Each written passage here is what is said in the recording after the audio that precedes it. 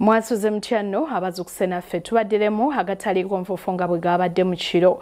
Nze Sanyu Robina Mweru kansaba nsooke nkutwale mu bikulu ebyagabaddemu oluvannyuma nkomewo nago mu bujjuvu. Owa takisi atta abawala n'abasuula mu nsiko abuulidde poliisi bw'azze akikolamu.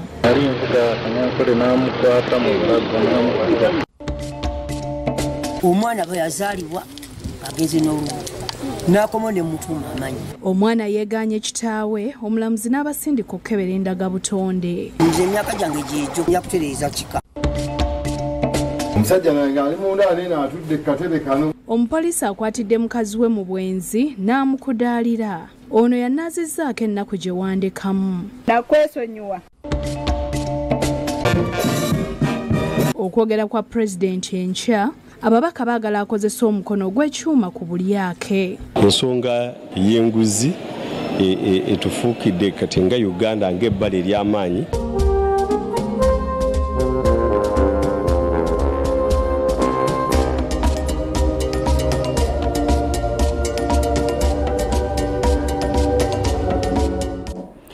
Nyongera okukwaniriza ku gataliiko nfuufu.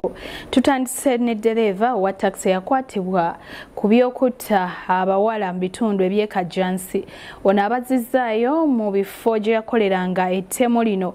Agamba nti abawala bano be battanga oluusi babajjangamu ebitundu ebimu okuli amannyo, enviiri n'omusaayi ne babiguza abagagga. Ekitongole kya Crime Intelligence ne Francis Code mu Kampala South abakwatanwa gabayizaaka ngono mwezi wa taxi aludde ngatta abakazi ku ntebe lodi bamuziza mu buli kifo kyabadde akulira mu mutebu buno waga abatambuza mu bifo mu yali abuwambira n'abatta n'abasula mu bisiko. Kitegere Kisindi anonyereza kuziwa emisango polisi natiti yabadde amujjako statement esemba inadduka mu office n'agenda kalina nga agala okubukago wansi yeti nibamutayiza nga kyekyawaliza flying squad okweddiza ogw'okumukuuma. Bamutwalidde mu bukubi obw'amaanyi era nga alina amannya gana okuddiyo okulina mukwano gwalumiriza okuva mu lukwe olw'okutta abakyala bano. Nali nvuga kanyankole n'amukwata mu bulago n'amukuba. Ngovuga ki taxi mwamusangawo okumuleta bamujja mu tawuni yeewo Kampala kati wali omumanyi wamufuna otya?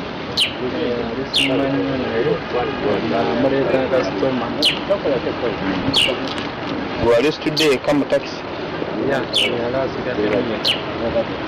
wajja n'abangi n'asigala mu motoka bagweramu kajjansi. Ategeeza nti bali batemulabawala bano babajjamu omusayi n'amannyo n'enviiri nga baliko abagagga bali babatuma ne babawamu ssente.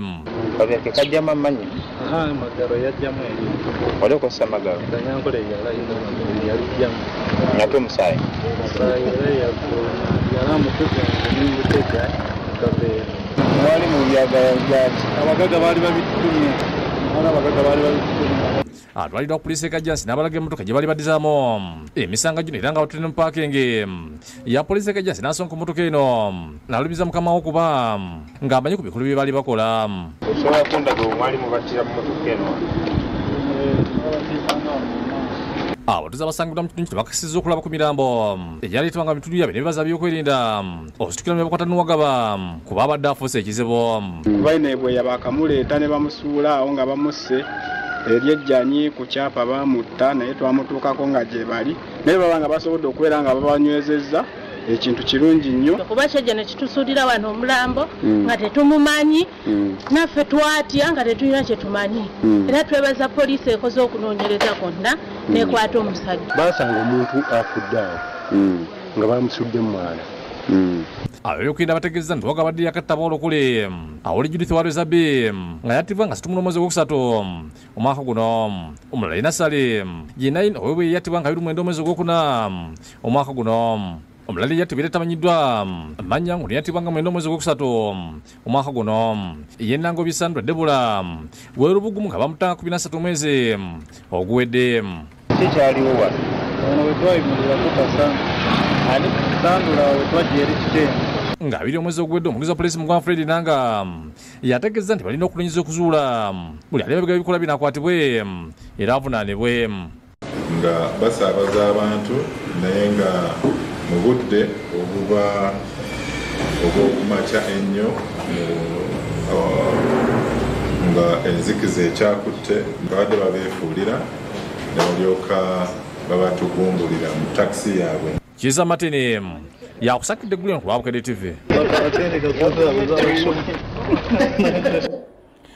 Ate ye omwana yeeganye kitaawe mu kooti atabudde omulamuzi okukakkana ng'omulamuzi ayisizza ekiragiro bano bagende bakebere endagabutonde. Nnyina asigadde awuniikiridde ate ye taata nga bw'asagambiza. Nasiri Nanjwengo y'emyaka 6 yabanja omwana Faruku Katende gwalumiza nti owe bwoya nga manya yagamutuma yakazaalibwa kyokka yeewoonya mukazi we Noliati Nasozi ate okumugabira omusajja omulala ne bamukyusa amanya n'afuuka Walungama era ng'ono yali mugagga ekyaleetera omwana okulemera mu kika ekitali kikye.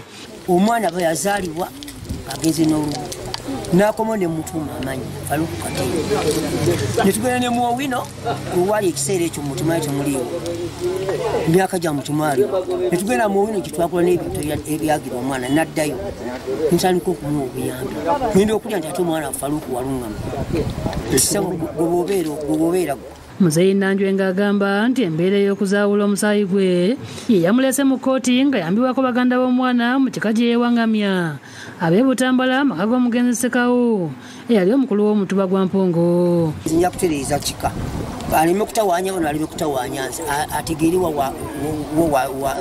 omulamuzi wa kooti enkulu empigi Yuku Ojoko ebinyonyoddwa Muzeyi Nanjwengo bimuwaliriza okulagira abazadde n'omwana ono bakaberebwa endagabutonde. Sumaya Kyakuwa ne banne aba famire y'omugenzi Sekawo ng'eno Faruku gyakalambira nti gyazaalwa n'abakulu b'ekika bazanyukidde ekyokebeza omwana omusaayi nga bagamba nti omwana ono abadde asusse okubaliisa kakanja ate nga bamwekengera dda. Kubanga ensonga enzo ezajja mu famiri twakyankalana nnyo ne muzeeyi yali tannafa tusuubira nti era byebimu ku byamuviirako pressure okumutta mu bwangu kubanga yali ng'ali ku tension y'amaanyi n'omwami agamba omwana wuwe naye agamba wuwe so kati muzeeyi we yafa n'ebyagenda mu maaso netugamba katugende mu kooti waba muganda waffe weerangire waba si muganda waffe then agende ewa taata we. Oluvannyuma lwa Nanjwengo kubanga alabiseko mu kooti wamu ne maama we ne babuuza omukyala Nolo Nasozi oba omwami yamumanyiiko n'akakasa nti amumanyiiko era yamuzaalamu abaana. Ekyo kibadde kimala omulamuzi okusalawo n'okusaba kuffe kwe twamusaba okugenda ku DNA. Tugenda okwetegereza omwami amubanja nga yoyinyi taata waffe azaala bato baffe bali abajja ne maama. Ngadi ye bamumanyi yali kwatako yagamba ekigambo kimu n'agamba omwana oyo bw'abanga alifuniseko kitaawe agende mu musaayi bakeberanga kugwe simulinaako mutawaana. Kyokka Nanjwengo akakasizza ng'omugenzi Sekawo bwe yamusigulira omukyala era bagenda okweganza ng'omukyala ono ali lubuto olw'omwana ono gwe yatuuma Katende era yasooka kugenda mu bafamire ng'abanja ezzadde lye nga nagenda mu kooti. Bw'ogula ennyama gwogaba kubanga oli mwami tosigaza nnyama yo ng'omukyala agenze kati mbeere ng'omuntu atali mukulu nze emyaka gyange gyegyo. Ibrahim Mpungu Sekawo mutabani w'omugenzi Sekawo agamba nti basanyukidde ensala ya kooti nga singa Walungama n'akalambira okugenda ku musaayi ensonga bakuzongerayo kyokka singa kinaazuulibwa nti muganda waabwe bajja kumwaniriza. Okutegeera kwange okutono nti kooti weba eyisizza ebeera oda ekisumuluzo kya byonna kirabika olwaliro kyekyo kyetubadde tusabirira bulijjo kyekyokebenya omusaayi ajja kukwata kyalina kyonna kyayinza kubanga. Joseph Kinobe yakusakidde Guleno ku Bwabukedde TV. Ate omupoliisi awanyisiganyizza bubi nnyo n'omusiguze gwakutte ne mukyala we mu maka ge. Bino byonna bibadde Kyambazi mu Kyengera Town Council District y'e Wakiso. Ismael Serunjojo omusirikale ku poliisi y'ensangi mu Town Council y'e Kyengera mu District y'e Wakiso yakutte mukyala we Agnes Nakasi ne gwayisa omusiguze nga Augustine Kisirinya era nga basanze banyumiza mu nju ye. Omusajja nange ali munda nena atudde katebe kano kenyini ng'atudde anywa caayi. Nedda okumuleeta mbadde simuleeta naye yazze eggulo ng'aleeta byakulya by'abaana. Ate omusajja lwaki takupangisiriza ennyumba anti ennyumba yabadde agenda gipangisa. Kyokka omukazi alangidde poliisi okumusuulawo n'abaana be basatu okumala omwaka mulamba ng'ekyokuleba mu manta kiba mante so nga n'abaana tebasoma. Oyo yasuulawo mu nnyumba n'agenda n'amala ebbanga nga tazze ekyokulya waaba akikuwadde n'akuwa nnusu 15. Onobeerawo n'abaana alinga agamba nti weetunde. Oyo ye namuwadda fiizi zonna ze muwa zaalya ennyumba zo zolaba naziteekawo abaana bazijjemu bazibawe. Akkaatiriza nti bino byonna bye byamuwalirizwa okufunayo kisirinya amunaazeeko ennaku. Nti alina kyoŋŋamba nze nakwesonyiwa mu kwesonyiwa n'enfuna asobola okumbeererawo mu mbeera yonna. Nakasaalungamiza nti Sirinya simusiguze wabula bba awedde emirimu era nga balina n'ekizibiti eky'omwana. Amwesonyiwa omusajja oli abeererawo bano abaana.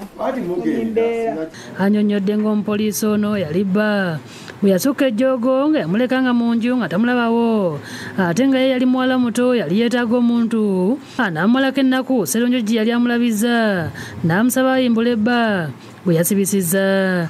Wanga mufuna omusajja afumbirwe kati ate wenafumbirwa ate gwosiba. Saamusuulawo kuba nali ngenze safari Nairobi okukola nadda mu bino ebyokwekoza nti adda mu basajja. Sserunjo gye yalagidde Nakasi ave mu nnyumba ye nga tayinza kugumiikiriza mukazi aleeta abasajja mu nju. Ajje baveeyo waneno omusajja omusiguzi atwale mukazi we essimu erinaako gundi bansasule sente zange nateeka mu mukolo gwange ensonga ziggwe.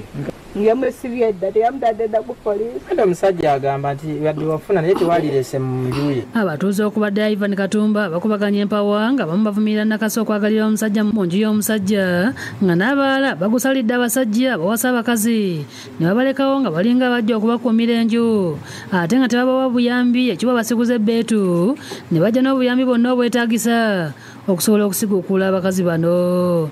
Kubanga omukazi aba tampadde kitiibwa nga nze bbaawe era ogwo guba musango gwa naggomola singa mba nkutte musajja munnange.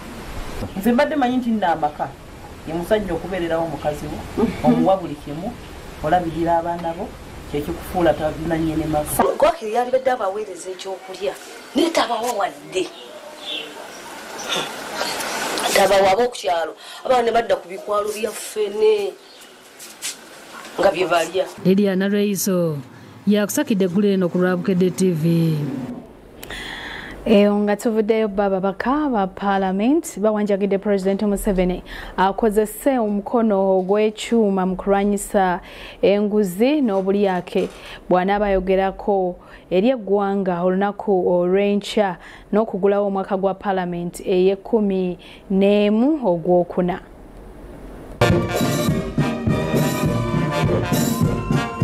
Olunaku olw'enkya President Yoweri Museveni wakwogerakiriddwa kw'abanakwo buli mwaka nga gulutula Palamenti bwe yabadde mu kulamagenda mugonkubalaza President yategeezezza nti ezimu ku nsonga zagenda okussaako essira lutalo mu kulwanyisa obuli bw'enguzi. Corruption is becoming a problem, and when I address the nation on the 6th, I will say more about the corruption.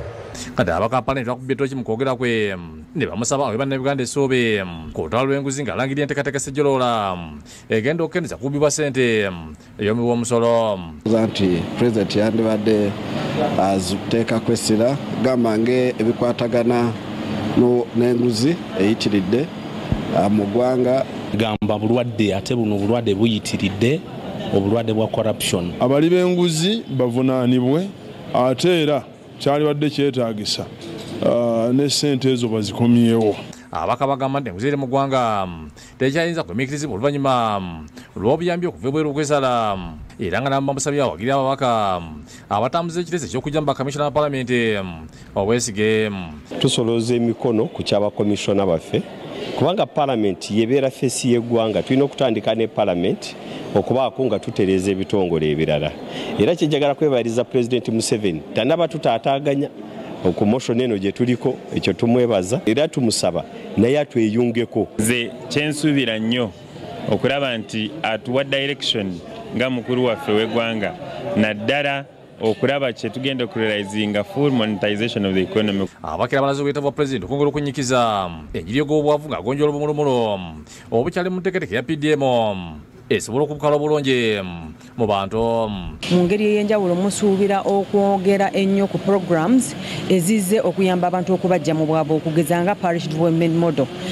Yagireeta nga it is a magical bullet naye engeri gyekwatibwamu oba olusi yeetaaga okwongera okulongoozaamu okufuba okulaba nti nno buli family oba buli maka ddala gayingiza ensimbi. Mu ekyo njagala President aveeyo okulaba ngeri ki emisolo gye zigikakkanamu nga tegikosa bannayuganda. Mu kiseera kino ng'ebiera ebyafuna ebyongera okwekkana amasente agakwagalana era nga imaka Namibia mu Uganda Godfrey Kirumira awanyagidde President okukendeeza ku misolo egifugidde abasuubuzi ekizibu. Tusaba n'obuwombeefu atukwatiremuko ku misolo agende empola era tumwebaza n'ekiyatukolera anajjawo zifayinizi ezaali zitukuba n'ebirala. Kirumira yasabye President okusalira amagezi ebyokuyina mu bibuga wali obubondo bw'abavubuka obusitudde enkuni okuba bannakibuga ne babanyaga. N'ekirala kya security badde eyitiridde naye ndaba bagenda bagikwata naye bongeremu abaana batwononeseeko empisa abagenda bakuba abantu obuyondo ababakuba tteke abakola biki ndaba babikolako naye bongeremu amaanyi. Ekibiina ekigatta abasuubuzi ekyakasiita nga kiyita musintibwa wakyo Thaddeus Musoke n'agenda kirina essuubi nti omukulembeze w'eggwanga ajja kwanukula okusaba kwa muli okukendeeza omusolo gwa VAT okufulira bannayuganda basobola okuwula ssente ku magoba agawansi nga bakola bizinesi ez'amaanyi n'ensonga endala. Kati n'ensonga eno eya VAT nti buli muntu agula ekintu agenda ayongeraku VAT President twakimugamba kigenda kuleetera ddala ebintu okulinnya ate era munnayuganda ayongere okunyigirizibwa. Ekimu kibadde kisinze nnyo okutubobya omutwe y'enkola eno eya IFRIS. Bo abantu ba bulijjo baliko ensonga ze basibye President okusaako essira. Ensonga ezituluma amafuta go gali ku bbeeyi nnene nnyo. Omusolo guyitidde nnyo mu bantu. Insecurity erabika nga kati yeeyongedde. Abakubi b'emigere munaye batuyisaamu wano egaali ne babba abantu batutwala. Mu kwogera ku mwaka ogw'edda President yasesera ku byenfuna okuzimbibwa kw'amakolero ebbeeyi y'ebintu ne bamusika nsimbi abyongedde okusa kuno ssente yayogera ku nkola ezijja abantu bwavu omuli PDM n'emyoga ng'asuubira okuttaanyira ku nsonga zino. Committed Uganda shillings 1,059 billion this financial year for its rollout countrywide.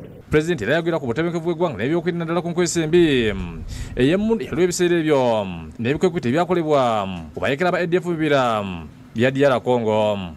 Fred Kajobe yakusakidde eggulire kulwakwe. Kiguddewo ne gavumenti etongoza omulimu ogw'okukola oluguudo oluva e Namagumba okudda e Sironko nga luwezaako kilomita 39.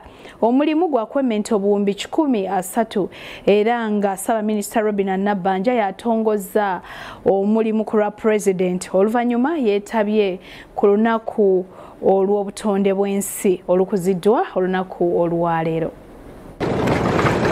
Ssaabaminisita Robinah Nabbanja atongoza okulibwa ku luguudo luva e Namagumba Budaadiri okudda e Nalugogo e Sironko. Officially launch the construction Namagumba Budaadiri Namagugu Road, including the ring to Mount Elgon National Park. Oluguudo lwatongoza lupeza kilomita 69 nga kigidde President Museveni era lugenda kusitula ebyobusuubuzi n'ebyenfuna era abaliraanye ekkuumiro ly'ebisolo era Mount Elgon National Park. There is going to be a lot of development, so this small town must be uplifted also. So there will be this plan which will design all the roads and other social infrastructure networks in order to connect and feed into this road. Ssaabaminisita mu kwogera kwalagidde Direkita w'enguudo mu UNRA Engineer Samuel Mpozi okumutindo gwe bakanyizaako gwe kiri mu ndagaano. Saba aba UNRA bwe muba mulukole nga luli ku mutindo nga bwe tugwogedde. Oluguudo lugenda kukwementa obuwumbi 130 ziweereddwa gavumenti ne African Development Bank abantu 207 bagenda okuganyula mu pulojekiti eno. Ssaabaminisita yayongedde mu kusobola okukola obutonde bw'ensi ku Madu Primary School esironkera gyakikidde President disitulikiti eno emu ezo ezoogerwako kubamu okubuluka kw'ettaka erizirita abantu. minisita omubazi obutonde bw'ensi bitwisanywa ategeeza mu kiseera kino ebira bikola ebitundu 13 n'obutundu 3 ku buli 100 okuva ku bitundu 8 n'obutundu 9 nga baagala omwaka 2024 gunaatuukira ng'ebira bize ku bitundu 15 ku buli 100. People to stop cultivating on the slope. As a ministry, we are giving out bamboo seedlings to plant on the mountain hills. Government is making effort. Ngazumuwako President Nabbanja agambye nti engombe ya Uganda ekulala Africa yakusigalawo singa abantu bakomye okunoona obutonde bw'ensi. If we allow the environment to be degraded, the much talked of beauty and the potential wealth of the Pearl of Africa will cease to exist. We are duty bound to preserve this pearl and even enhance its beauty. Abakulembeze mu kitundu ng'akulembeddwa mubaka wa Budandiri West era nga ssaawa n'esu FDC Nandala Mafai boogedde ku ky'okuba obutonde bw'ensi. Please do something a memorial. We want to thank God who made this occasion to be here today. And I want to say, tell Mzee Museveni that Nandala is still there. He is still capable. That degradation has taken place and climate change is taking place. So we have to restore. Nabbanja atongoza abakuuma madini babagenda okuuma obutonde bw'ensi nga baduumirwa Meja Joshua Kalamagi. Kale ate wetuvaayo bukedde famire eyanjudde enteekateeka ey'okwongera okutuuka mu bantu baayo era nga tugenda kujja ekyengera mu maaso awo.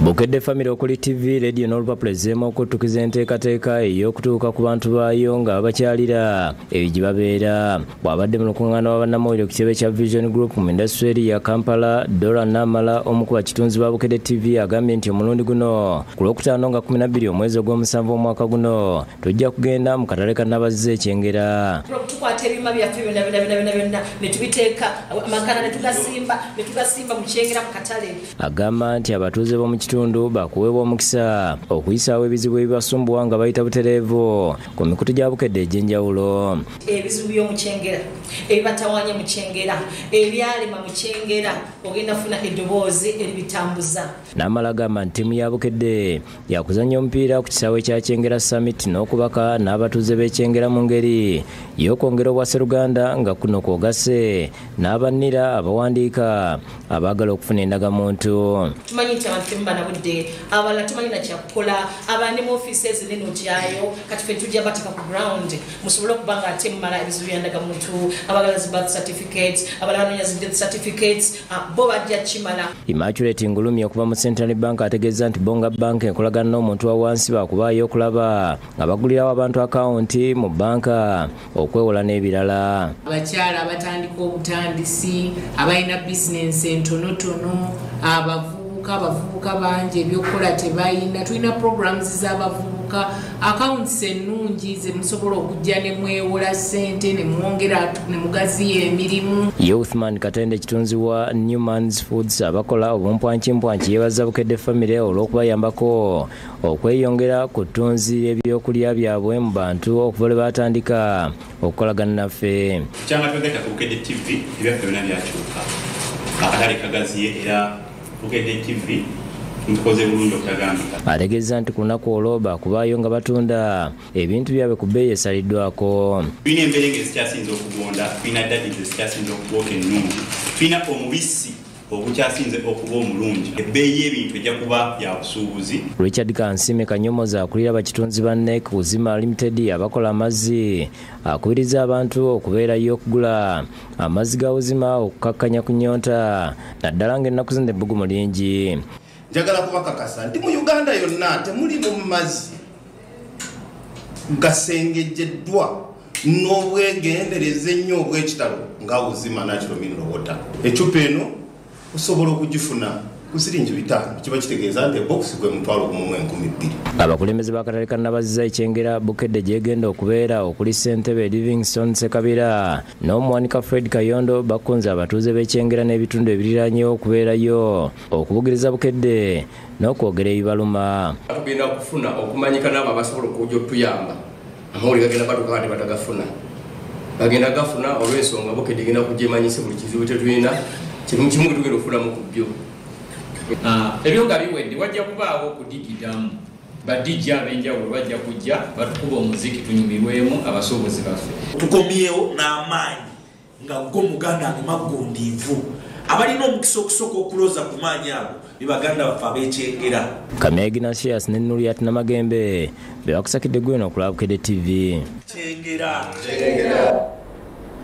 Ate President w'abasawo ab'ekinnansi mu ggwanga Sophia Namutebi ng'ono amanyiddwa nga Maama Fiina akubiriza abasawo bakulembera obutamala gateeka mikono ku biwandiiko byonna kubanga mu kiseera kino gavumenti eteekateeka okubateekako omusolo kati abakubiriza nga tonnaba kutegeera ky'osayiningako wandiika. Ng'ennaku z'omwezi 24 omwezi ogwokuna abasawo b'ekinnansi mu ggwanga beegattira mu kibiina kya Uganda n'eddagala n'obuwangwa baakungaanira mu ssaawa Wakiso ne balonda Sophia Namutebi amanyiddwa nga Maama Fiina abakulembera ekisanja ekyokusatu kyokka wasooka kubaawo okusika omuguwa okuva mu basawo b'ekinnansi okwali Ssaalongo Walyabira Karimu ng'ono yali yeekiise ne mu nteekateeka zonna ez'okutuuza Maama Fiina nga pulezidenti w'abasawo b'ekinnansi nga yali ayagala ebigenda mu maaso byonna biyimirizibwe kyokka kati oluvannyuma lw'okukizuula nti mpawonse eri mu kusika muguwa Ssaalongo Walyabira yeetondedde Maama Fiina olwa byonna ebyaliwo ng'agamba nti byonna kwali kuubisibwa nga kati asimbye mugongo gwa Maama Fiina batambuze emirimu. Ntegeeza eggwanga nti nga kitaabwe akulembera ekitongole ekikadde wano ekivuddemu ebyo byonna saagala ntalo tugenda kutambulira wamu okwetoola eggwanga lyonna n'ensi yonna okulaga nti ebyobuwangwa n'ennono mu ggwanga Uganda bitebenkedde. Walyabira okwetonda akoledde ku First Hotel e Matuga mu disitulikiti y'e Wakiso gy'asanze Maama Fiina ayogedde ku nkuŋŋaana zeetabamu nga zonna zigenderamu okusala entoto ez'okulemesa obukulembeze bwa Maama Fiina. Baagala mbe nabo tulabe nga abantu baleme kulowooza bakukkiriza mu kintu kya Maama Fiina kye yakola e Wakiso. Amusebe bakolagane bulungi era nga atuuse n'okumuyita Queen Mother n'asuubiza nga bwaliwo okukolera wamu naye enteekateeka zonna omuli ey'okutalaga eggwanga nga basimba emiti. Okuyita Maama Fiina Queen Mother nakijje lwakuba nti Maama Fiina y'omu ku baweereza abalungi y'omu ku bantu abakulemberako ekitongole kya Uganda eddagala lyayo era bendowooza nti bwe tuba awamu tugenda kukola bye tukola bigukke. Maama Fiina ategeeza nti ye muzaŋŋanda ate maama nga n'ebigendererwa bye bikulu kugatta bantu era ng'ono yamusonyiwa dda. Akulembera abasawo ngenda mu myaka ago okuva lwe natonya ku bukulembeze w'abasawo b'ekinnansi bannwana mpaka kati. Amwaniriza bakolere wamu n'ajjukiza n'ebibiina by'abasawo b'ekinnansi ebirala okumwegattako okutwala omulimu gwabwe mu maaso ate bagukole mu ngeri y'ekigunjufu. Demba okujoga nti no Maama Fiina nti tukole wamu twegatte tusobole okutambuza obulungi obukulembeze bw'abasawo b'ekinnansi n'emirimu gyaffe okutambulira awamu n'abasawo betukulembera babeere n'essanyu kuba kati abasawo tebabadde na ssanyu. Alambuludde ekyayi kyamwekutuza ku Ssaalongo Walyabira n'atandika ekibiina ekikye. Obuvuyo bwali mu Uganda n'eddagala lyayo nga bungi nga n'abakulembeze abasangibwamu nga baakona